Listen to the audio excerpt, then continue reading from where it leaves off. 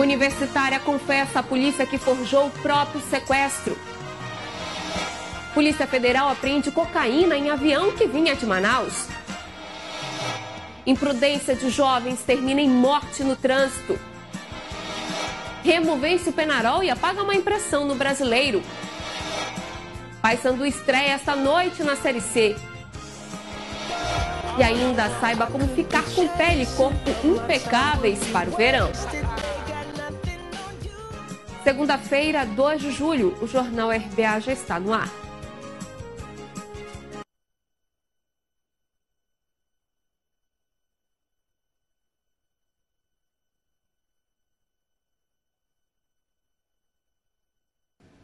Boa noite. Na semana passada, o sumiço de uma universitária preocupou familiares, mobilizou a polícia e a imprensa de Belém.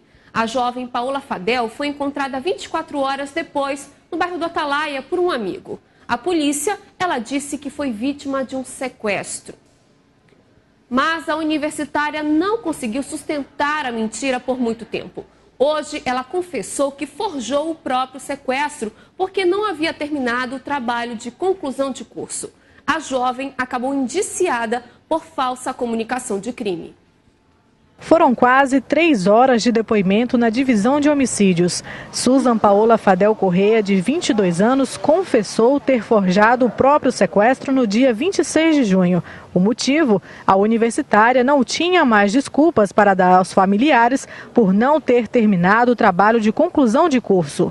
A polícia começou a desconfiar do sequestro a partir do primeiro depoimento de Paola. A jovem não deu muitos detalhes sobre os momentos em que ficou em poder dos criminosos. Exames feitos no Instituto Médico Legal logo após o aparecimento não detectaram nenhuma marca no corpo da jovem, que disse ter ficado amarrada com fios elétricos por 24 horas. Por isso, Paola foi chamada novamente para depor e confessou o falso sequestro. Foram investigadas todas as informações que ela prestou. Os investigadores fizeram os levantamentos e no momento em que nós tínhamos certeza de que tratava-se de uma farsa, ela foi chamada para ser reinquirida.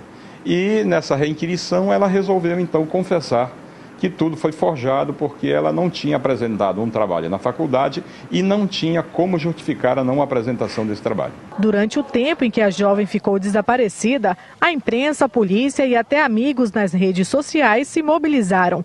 Paola ficou na casa de um amigo na Avenida Augusto Montenegro, enquanto a mãe procurava a filha desesperadamente.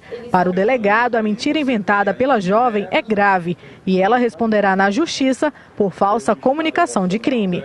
A conduta dela foi muito grave, do ponto de vista criminal, por ter acionado toda a estrutura policial, a estrutura do Instituto Médico Legal, para fazer uma série de perícias, uma série de exames trabalhosos e que demandam tempo, ocupando pessoas, técnicos, médicos, peritos criminais, que refizeram juntamente com ela toda a trajetória que ela percorreu da academia até o ponto de ônibus, onde ela disse ter sido abordado pelos sequestradores, e quando chega no final era uma história inteiramente falsa. História essa que já havia desde o primeiro momento em que ela começou a narrar fortes indícios de que não fosse verdade.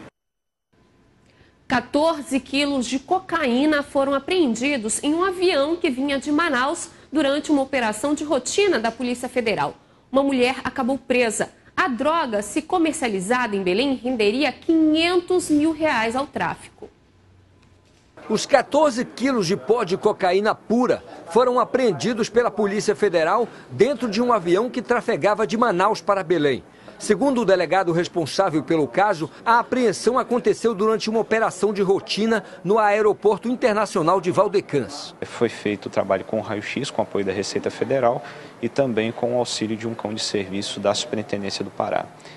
Houve uma identificação por parte do cão, foi feita a revista na bagagem e encontrou a substância que foi apreendida.